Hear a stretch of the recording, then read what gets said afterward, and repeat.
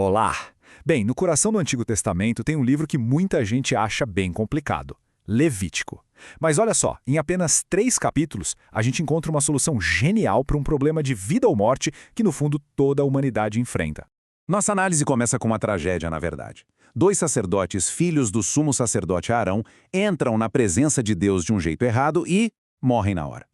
Esse evento é um choque e já estabelece a tensão principal. A santidade de Deus é real, é poderosa e, sim, é perigosa.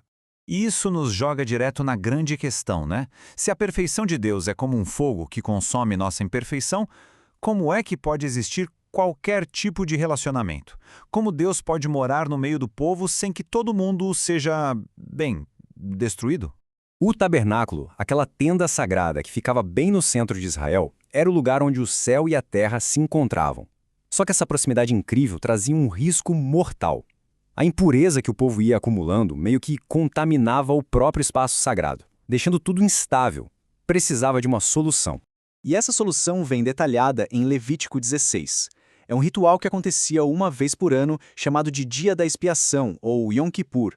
Pensa nisso como um reset cósmico, sabe? Uma limpeza profunda que tornava a convivência possível por mais um ano.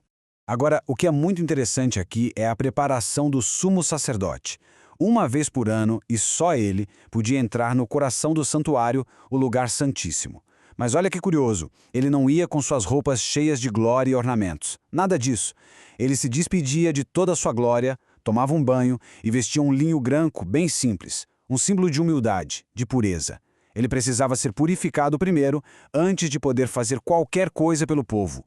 O ponto central da cerimônia toda girava em torno de 2 bodes. 2 bodes idênticos. A sorte decidiu o destino deles, e cada um ia ter um papel fundamental e bem diferente para lidar com o problema do pecado. E aqui está a genialidade da solução dupla de Deus. O primeiro bode, ele é sacrificado. O sangue dele é levado lá para dentro do lugar santíssimo, para purificar, para limpar a contaminação que o pecado causa. Mas e a culpa? A culpa em si?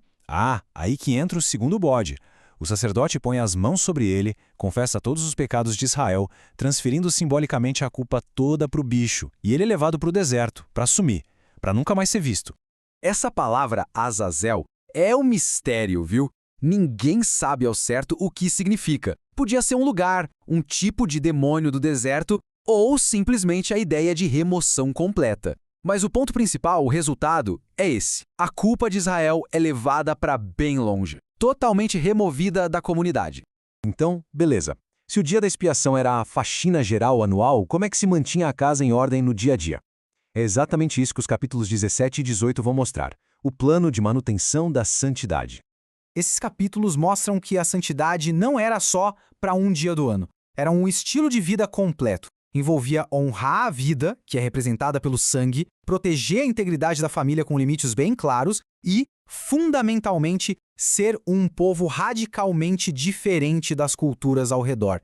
O capítulo 17 foca na centralização da adoração e na santidade do sangue. Era proibido fazer sacrifícios por aí, em campo aberto, para evitar qualquer tipo de idolatria. E o sangue não podia ser consumido porque a vida pertence a Deus. Foi ele quem deu o sangue no altar como meio para cobrir o pecado, para fazer a expiação. Por isso, era sagrado.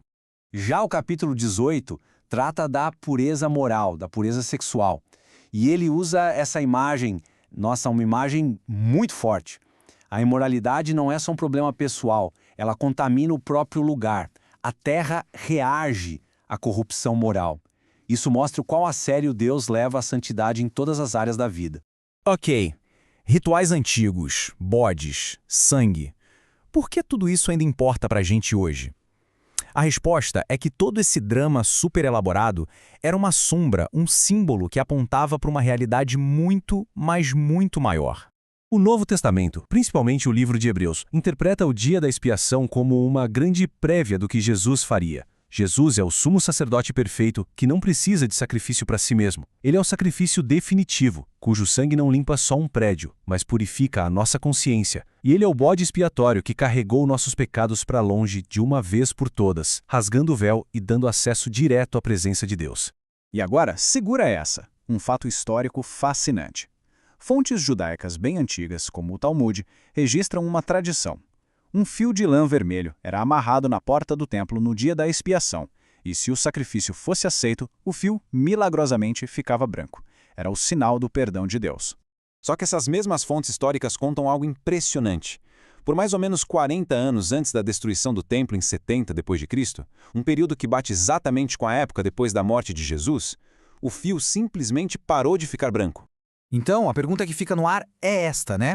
Se o símbolo antigo que apontava para o perdão parou de funcionar, será que é porque a realidade para a qual ele apontava finalmente tinha chegado? Será que o sacrifício perfeito, o definitivo, já tinha sido oferecido? É uma reflexão poderosa para a gente fechar a nossa análise.